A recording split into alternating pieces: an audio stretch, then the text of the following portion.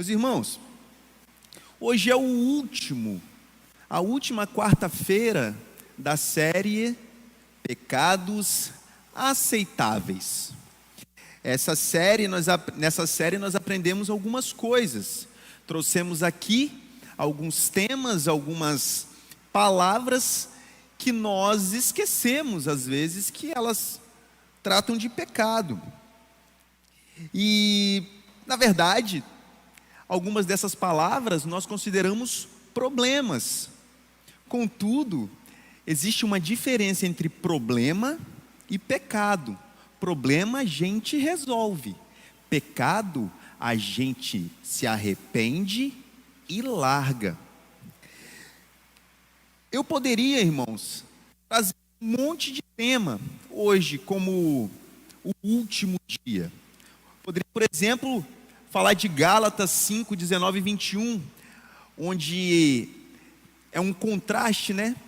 Na sequência ele fala do fruto do Espírito, mas aqui ele fala dos frutos da carne. As obras da carne são manifestas: imoralidade sexual, impureza e libertinagem, idolatria e feitiçaria, ódio, discórdia, ciúmes, ira, egoísmo, dissensões, facções e inveja, embriaguez, orgias e coisas semelhantes. Eu os advirto, como antes já os adverti, que os que praticam essas coisas não herdarão o reino de Deus. Poderia também trazer 1 de Pedro, capítulo 4, verso 3. No passado vocês já gastaram tempo suficiente fazendo o que agrada aos pagãos. Naquele tempo, vocês viviam em libertinagem, na sensualidade, nas bebedeiras, orgias e farras, na idolatria repugnante. Ou poderia trazer a primeira carta do apóstolo Paulo aos Coríntios 6, de 9 a 10. Vocês não sabem que os perversos não herdarão o reino de Deus? Não se deixem enganar, nem imorais, nem idólatras, nem adúlteros, nem homossexuais passivos ou ativos, nem ladrões, nem avarentos, nem alcoólatras, nem caluniadores, nem trapaceiros herdarão o reino de Deus. Parece que nesse texto a gente só vê na rua o pessoal criticar um pecado desse aqui, né? Mas está no mesmo verso, 2 versos aqui. Enfim, poderia trazer esse verso, mas esses são textos autoexplicativos, não faça ponto. Eu preferi trazer as últimas linhas do apóstolo Paulo a Timóteo. Eu quis que nós pensássemos sobre como Paulo resolveu as últimas linhas escritas em vida. E Paulo a Timóteo, no capítulo 4, no verso de 1 a 5, ele traz não simplesmente um adeus. No capítulo 3 ele já começa a falar de impiedade, de como seriam os homens, de como as coisas aconteceriam. Daí no capítulo 4, encerrando não o texto, mas sua vida, Paulo inicia o capítulo 4, não era dividido em capítulos, tá, irmãos? Mas ele vai finalizando o seu escrito ao seu amado filho Timóteo, dizendo o seguinte: na presença de Deus e de Cristo Jesus, que há de julgar os vivos e os mortos, por sua manifestação e por seu reino, eu o exorto solenemente. E inicia essa exortação paulina a Timóteo. Prega a palavra. Esteja preparado a tempo e fora de tempo. Repreenda, corrija, exorte com toda paciência e doutrina. Pois virá o tempo em que não suportarão a sã doutrina.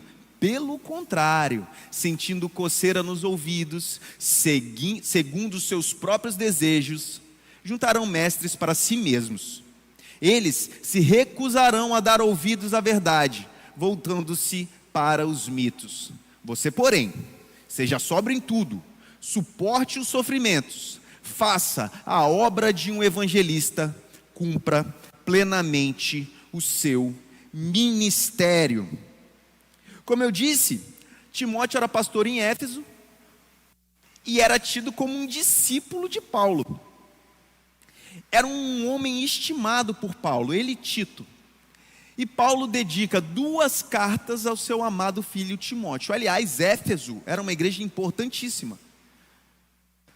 João esteve em Éfeso, Timóteo era pastor em Éfeso, Paulo manda uma carta diretamente para essa igreja, em Apocalipse ela é citada. Então, uma igreja muito, em Atos também ela é citada. Ela é uma igreja muito citada na Bíblia. É uma igreja importantíssima. E Paulo dedica suas últimas linhas a Timóteo, não dizendo a Timóteo simplesmente da sua dor e do seu sofrimento, mas aproveitando as suas últimas linhas de vida para falar para Timóteo a respeito da igreja. Esse é o último texto do apóstolo. E ele fez questão de falar com o que ele estava preocupado. Ao contrário do que a gente pode pensar, Paulo não estava preocupado com a morte. Paulo estava preocupado com a obra do Senhor, com a igreja de Jesus Cristo. Então o apóstolo dedica suas últimas linhas para fazer um alerta. Cuidado para que a igreja não se torne um clubinho. Por isso o título da mensagem de hoje é a igreja onde não há pecador. O pecado aceitável que nós vamos dizer hoje é a igreja dos perfeitos. A igreja que não suporta ouvir que é pecadora, miserável, digna de condenação, mas salva pela graça, mediante a fé, que não vem de nós, é dom de Deus. E nem adianta fazer obra, porque isso não te salva, para que você não se glorie. Nós vamos falar de uma igreja que não suporta ser salva pela graça. E está assim. Igreja que diz que você é a menina dos olhos de Deus. Igreja que diz que você é o centro de Cristo, que você é melhor, que você vai vencer. Uma igreja moldada, tamanho M, tênis 42, certinha para mim. O primeiro ponto que nós vamos destacar então é que uma igreja que sabe que há pecadores nos bancos e no púlpito, reconhece que é preciso se manter firme. Logo no verso 1, meus irmãos, Paulo inicia suas considerações finais alertando e exortando o pastor daquela igreja, Timóteo. Paulo não começa a exortação com quem ouve, mas começa a exortação com quem fala. Por quê? Porque é daqui que surge heresia. É daqui que se apresenta o evangelho pela metade. É daqui que começa o erro. Então Paulo começa exortando a liderança da igreja em Éfeso para que aquela igreja ficasse em alerta. Porque a heresia, assim como o pecado, não é um rompimento de uma vez por todas, mas é como uma imagem degradê, de um lado totalmente azul, de outro lado totalmente amarelo. Onde que começa a mudar de cor num degradê? Teoricamente, nós percebemos, mas não medimos. Em que momento estivemos totalmente do outro lado? Também isso é imperceptível. Então Paulo começa alertando a Timóteo para que ele se mantenha firme. Ele começa com a exortação. Ele começa falando para Timóteo que o púlpito precisa se manter firme. Não é para gostar ou desgostar. O texto é o texto. Teoricamente, a Bíblia, ela não é um documento para que você goste. Ela é um documento que apresenta Jesus Cristo como Senhor e Salvador de nossas vidas. E reconhecer Jesus Cristo como Senhor e Salvador de nossas vidas é bom para nós, não para Ele, porque Ele continua sendo Senhor eternamente. Mas a partir do momento que nós reconhecemos o senhorio de Jesus Cristo, isso mostra frutos dignos de arrependimento. Isso apresenta a sua conversão. Então o púlpito precisa pregar a mensagem do Evangelho em tempo e fora de tempo. O púlpito precisa pregar sempre a mensagem do Evangelho da forma que ela é, sem floreio, sem milindre, sem tentar agradar o pecador, mas confrontando o pecador e amando o pecador, para que ele abandone o pecado e se arrependa e creia. Paulo exorta Timóteo: Timóteo, não se preocupe com a quantidade de pessoas que estarão sentadas no banco das igrejas. Pregue a palavra. Quem dá conta da conversão é o Senhor, nosso Deus, o Todo-Poderoso. Então Paulo inicia suas considerações finais, alertando a Timóteo sobre como é que deve andar o púlpito da igreja. Pregar a palavra, então, é a parte principal do culto. Transmitir as orientações divinas, inspiradas e anotadas no texto sagrado, é fundamental para uma igreja que não se perde em heresias. Para isso eu preciso então conhecer esse texto, preciso me dedicar a esse texto.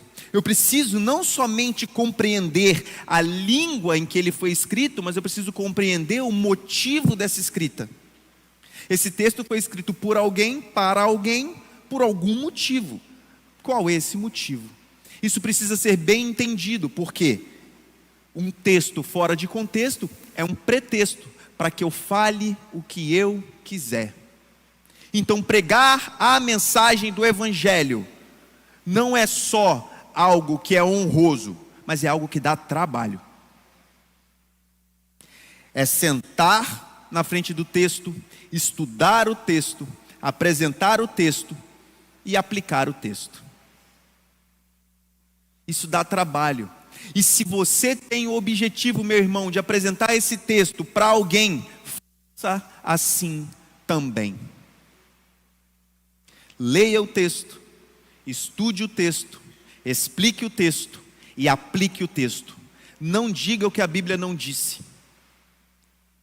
Por exemplo, se a palavra de Deus se calou, cale-se também.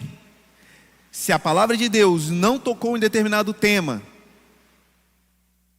é porque Deus talvez não achou aquele tema tão relevante assim para a salvação. Leia o texto, explique o texto e aplique o texto, no púlpito e na vida. O verso 2 também diz para que o púlpito da igreja, a igreja em si, esteja preparada em tempo e fora de tempo, ou seja, esteja preparado para estar presente, com a palavra de Deus sendo exposta a qualquer momento. Não se furte em pregar, pregue a palavra de Deus, seja audacioso na pregação da palavra de Deus. Uma igreja que reconhece que é uma reunião de pecadores regenerados, sabe que a palavra de Deus é o texto fundamental para a nossa caminhada cristã. Não há santificação longe daquilo que está descrito na palavra de Deus. E não há salvação em outro, a não ser Jesus. Que Jesus, o que está descrito na palavra de Deus. A salvação só há em Jesus. E Jesus está demonstrado no texto sagrado. Por isso que ele é tão importante no culto. Por isso que a gente insiste em ler o texto nos cultos da igreja. Aqui não é só uma reunião de bate-papo. Aqui não é só uma reunião onde nós sentamos com pessoas que nós gostamos, por mais que isso seja muito bom. O bate-papo é muito interessante, sentar do lado das pessoas que a gente gosta, que a gente quer conversar, isso é muito bom. Mas o confronto do texto é fundamental para a caminhada da igreja, porque nós não podemos esquecer que o Senhor nos salvou. Nós não saímos do lamaçal do pecado pela nossa vontade e bondade. Não. Deus nos resgatou desse lamaçal e nós caímos em nós. Como eu disse, a melhor queda que um ser humano pode ter é cair em si. Mas a gente só toma esse tombo porque o Espírito de Deus nos convence. Caia. Aí caímos. E Deus nos resgata. E o resgate do nosso Senhor Jesus Cristo é um resgate para a salvação, não para ficar sentado no banco, simplesmente parado. É ouvir o que eu estou dizendo e comparar com o texto sagrado. É ouvir o que sai do púlpito e ser bereano e ler o texto bíblico e falar, glórias a Deus, ou então falar, está repreendido aí, essa fala de demônio. Mas vocês e eu, sabendo que somos pecadores, precisamos sempre meditar no texto sagrado. Entender o texto é digno de louvor. Os cristãos de Bereia eram mais nobres do que os de Tessalônica. Mais nobres, é isso que o texto diz. E como que você vai saber, meu irmão, se a mensagem que está saindo do púlpito é uma mensagem cristã genuína? Só se você for como os de Bereia, não como os de Tessalônica. E bendito seja Deus pela sua vida. O texto caminha.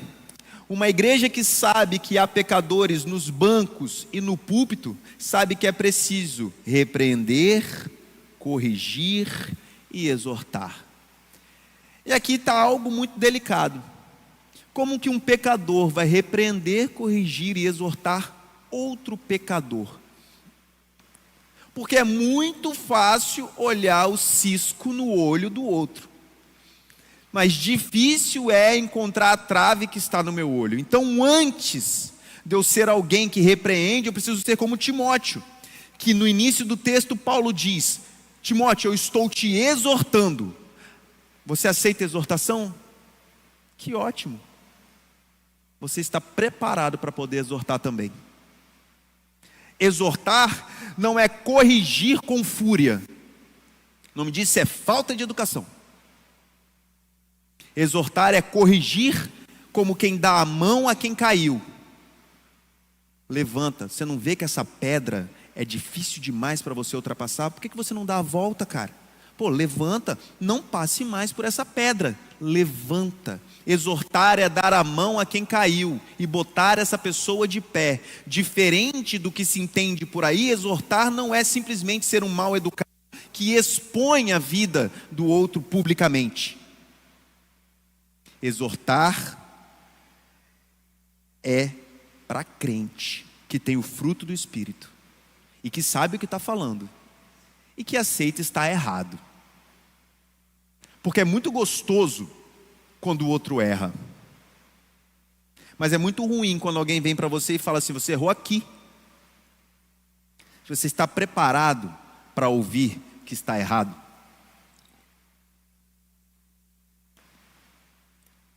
Ou melhor, você está preparado para aceitar que está errado? Reconhecer um erro. Diferente do chá que a Ruth traz, reconhecer um erro tem gosto de boldo. Não é cidreirinha, canela, não tem um biscoitinho do lado. É boldo e fim. É a bezetacil de Deus. E bendito seja o nosso Senhor por essa dor e sofrimento chamado estar errado. Porque se eu não reconheço o meu erro, eu sou um pecador que preciso de uma igreja ao meu molde. Preciso de uma igreja onde não há pecadores, onde ninguém erra, onde ninguém falha, onde todos nós somos perfeitos, tocamos liras e voamos para a eternidade no final do culto. Não, irmãos, não. Mas a exortação, segundo Paulo, ela tem método. Vamos voltar lá para ver? O verso 2 fala: prega a palavra, esteja preparado a tempo, fora de tempo. Repreenda, corrige e exorte com toda paciência e doutrina. Ou seja, o objetivo final da minha correção é trazer o irmão para perto de mim e para perto da sã doutrina. O motivo final da correção, da exortação, de corrigir alguém é: esteja comigo e vamos nos comportar conforme está dito na palavra de Deus. Então nós temos um método, com toda a paciência e com toda a doutrina. Se você não tem paciência, é o fruto do Espírito. E se você não conhece a doutrina, estude. Se você não tem paciência e nem tem doutrina, você precisa ser corrigido. Se você tem só paciência e não tem doutrina, estude. Se você é só um teólogo sem paciência, que você se converta, porque esse é fruto do Espírito. Então, o método para corrigir alguém numa igreja que sabe que não é perfeita, numa igreja que sabe que tem um monte de pecador, é com paciência, assim como a de Cristo, e com doutrina, assim como Jesus. O sarrafo é alto, pois é, mas é Ele. O sarrafo é Jesus. A altura do nosso pulo é Jesus Cristo de Nazaré. É impossível? Concordo, meus irmãos, concordo que é impossível, mas a Bíblia não disse nem que a gente conseguiria ser como Jesus, nem que a gente tem que parar de tentar. A Bíblia diz que a gente tem que avançar, que tem que ser como Cristo. Cristo deixou 12 que foi deixando discípulos. Se eu sou um discípulo de Jesus, eu tenho que andar como o meu mestre, com paciência e doutrina. Avançando um pouco mais no texto, uma igreja que sabe que há pecadores nos bancos e no púlpito, sabe que é preciso preservar a sã doutrina, o que é lógico. Como é que eu vou exortar alguém com paciência e doutrina se eu nem conheço a sã doutrina? Não faz sentido. Eu preciso conhecer o que eu prego. Eu preciso entender onde eu estou, pelo menos. Não é o que eu acho do Evangelho. Mas esse texto parece, como assim parece? Estude. Mas eu estou na igreja batista. É isso aí. Isso tem um porquê, na verdade tem um monte de porquê. Você sabe o porquê que você é batista? É porque é perto da sua casa? Não sei. Nós temos que ler nossa declaração doutrinária. Declaração doutrinária. Se quiser, pode ler a Confissão de Fé de New Hampshire, mas a declaração doutrinária está na internet. Confissão de Fé de 1689, que vem, né? Confissão de Fé de 1689, Confissão de Fé de New Hampshire, declaração doutrinária dos batistas. Estamos há 120 anos em território capixaba. 120. Começamos no igrejinha no interior, em Afonso Cláudio, Alto Firme. No começo do século passado estivemos na Grande Vitória. Desde então somos milhares de batistas no Espírito Santo. É legal conhecer a história da sua igreja. Você é arrolado numa igreja batista, uma igreja que no Brasil tem 120 anos, mas no mundo tem 400. É bom conhecer a sã doutrina e saber se a igreja batista respeita a sã doutrina. Afinal, estar numa igreja que reconhece que somos pecadores, isso é bênção. Paulo alerta que viria o tempo, no verso 3, será que não já chegou, né? Em que a humanidade não suportaria mais a sã doutrina. Não suportaria mais. Viria o tempo em que os seres humanos rejeitariam completamente a mensagem do Evangelho. E mais, sentindo coceira nos ouvidos, ajuntariam mestres para si mesmos. E esses se recusariam a dar ouvido à verdade e se voltariam para mitos. Ora, ora, ora. Quem diria? O tempo chegou. Não é de hoje que as pessoas têm ido à igreja atrás de dinheiro, de fortuna. Não é de hoje que as pessoas têm ido à igreja querendo status. Não é de hoje que as pessoas têm ido à igreja para escutar uma mensagem de otimismo, uma mensagem que a faça se sentir muito grande, poderosa e vencedora. Não é de hoje que as igrejas mudaram o bom e velho Evangelho de Jesus Cristo por uma mensagem que faz aquele carinhozinho gostoso na orelha, aquela coceirinha boa. Se Paulo fosse de hoje, seria uma coceira nas costas. Aquela que só a mão do cônjuge consegue alcançar. Mas você tem que avisar um pouquinho mais para a esquerda. Um pouquinho mais para... Aí. Chegou o tempo, meus irmãos. Chegou o tempo em que prega-se nos púlpitos mitos. E por que mito? Não confunda mito com aquilo que está na filosofia, tá? Entenda mito como algo totalmente alegórico. Algo fantasioso. Algo que não é bíblico, algo que não foi deixado no texto sagrado, um Jesus que não é o Jesus de verdade, um Jesus de Caim, um Jesus de Balaão, ou um Jesus gnóstico, um Jesus do nada a ver, um Jesus de Jesus te ama mesmo assim, um Jesus do tá tudo bem, um Jesus de isso é porque era antigamente. Não, e não, e não. Jesus é o mesmo ontem, hoje e eternamente. A palavra de Deus, ela é viva e eficaz. O texto sagrado é a verdade. Não é uma verdade alternativa e nem um texto paralelo com a contemporaneidade. O texto é a verdade. E nós vamos viver a contemporaneidade pregando a mensagem do Evangelho. Claro, meus irmãos, se você vai para a tribo Xingu e vai falar assim, ó, você vai ficar alvo mais que a neve. Ele vai perguntar, o que é neve? Você pode falar, você vai ficar limpo igual dentro do coco. E não fui eu que inventei isso, se não me engano foi o Ronaldo Lidório. Você vai chegar para o indígena e vai falar assim, seu indígena, sei lá o nome, creia em Jesus Cristo como Senhor e Salvador da sua vida, e sua alma vai ficar tão limpa e tão pura, igual dentro do coco. Isso está de boa.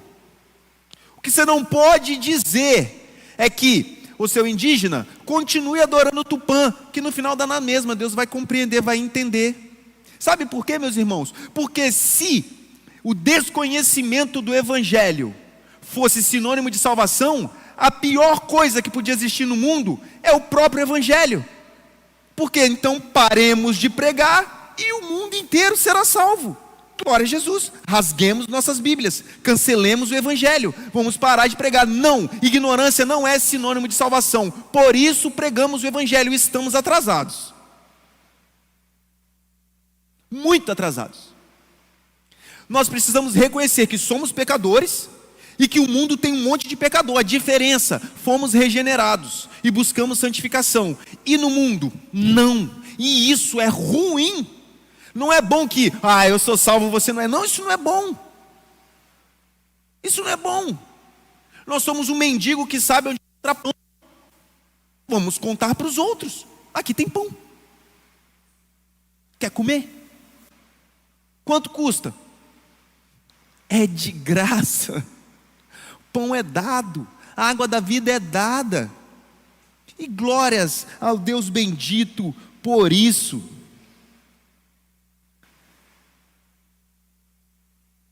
A conclusão é óbvia. Uma igreja que sabe que há pecadores nos bancos e nos púlpitos, sabe também que é preciso ter marcas, distintivos, que a diferencia das demais. Primeiro, no verso 5, Paulo cita alguns dos distintivos. Seja moderado em tudo. Moderado. O que é ser moderado? É aquela exortação com amor e paciência. O pecador, ele vai entrar aqui, vai sentar nos nossos bancos e vai ser tratado, não expurgado como uma espinha, um cravo ou um furúnculo. Não. Aqui é lugar para que o pecador se sente e seja confrontado pela verdade do Evangelho. É aqui. Nossas portas devem ficar abertas para os pecadores, claro. Para anjo? Não. Para pecadores como nós. Eu sentei no banco de uma igreja e ouvi a mensagem do Evangelho. Para a glória de Deus, isso acontecerá com muito mais gente. Então temos que ter sobriedade em tudo. O texto avança. Suporte sofrimentos. Tem sofrimento pior do que você ver as pessoas morrendo e ir para o inferno? A condenação é eterna. E morre assim, ó.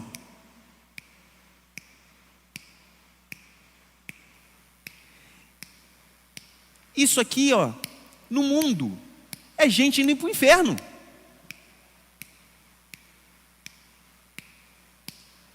Se você não liga, meu irmão, reveja o seu cristianismo.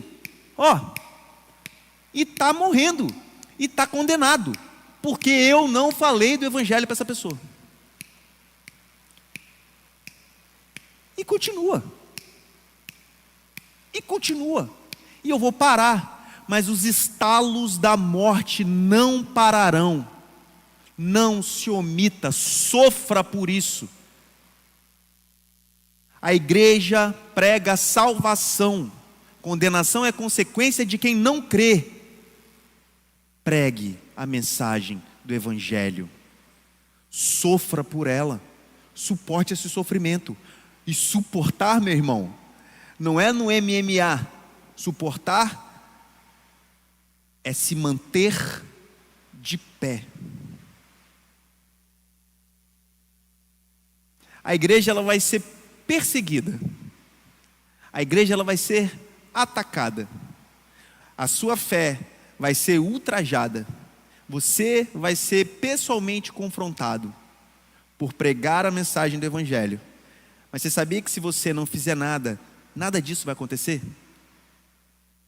Ninguém vai falar, você é besta, fica dando dinheiro para a igreja. Ninguém vai falar, você acredita mesmo numa bobagem dessa? Se você ficar quietinho, você vai ter uma vida tranquila.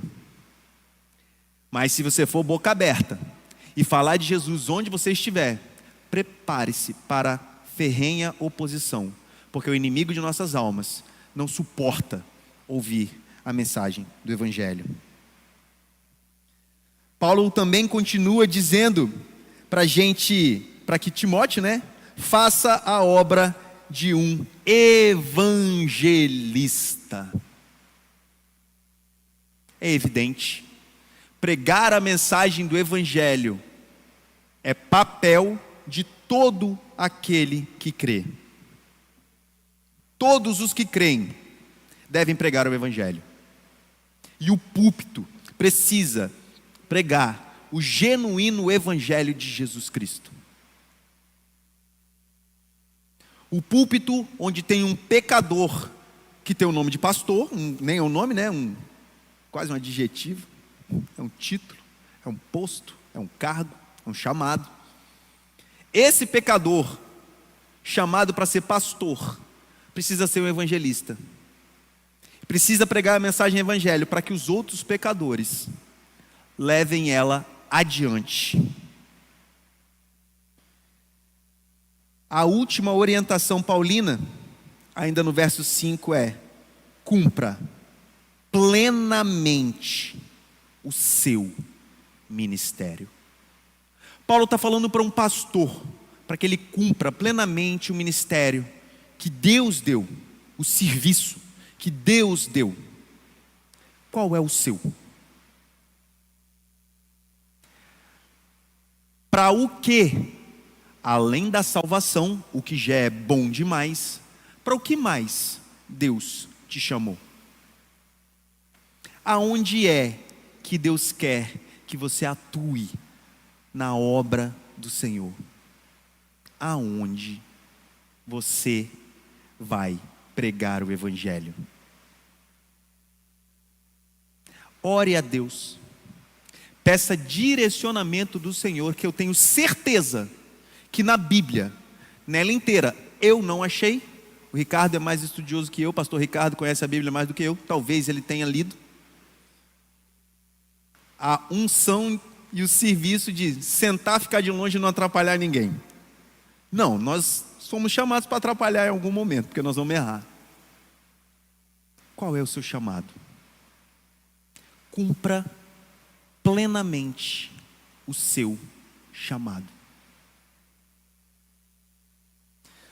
Nós não podemos ser uma igreja onde não há pecadores. A Igreja Batista em Araçás precisa ser uma igreja que não traz esse pecadinho aceitável, o pecado dos perfeitinhos. Não, é uma igreja que tem que reconhecer suas imperfeições, mas caminhar até aquele que é perfeito e perfeito eternamente. Vamos orar? Deus Pai bendito, Deus maravilhoso. Pai, mais uma vez a Tua palavra foi pregada, foi exposta, e e para a glória do Teu nome, Pai, faz ela reverberar em nossos corações. Bendito seja o Senhor por tudo que o Senhor tem feito em nossas vidas, e glórias damos ao Teu nome, porque o Senhor é poderoso e o Senhor nos resgatou. Pai, que a gente apresente esse resgate para muito mais pessoas, até que o Senhor venha. E a graça soberana de Jesus, o amor do Pai e as doces e benditas consolações do Espírito de Deus esteja com toda a igreja, que é lotada de pastores redimidos, até que o Senhor venha. Amém.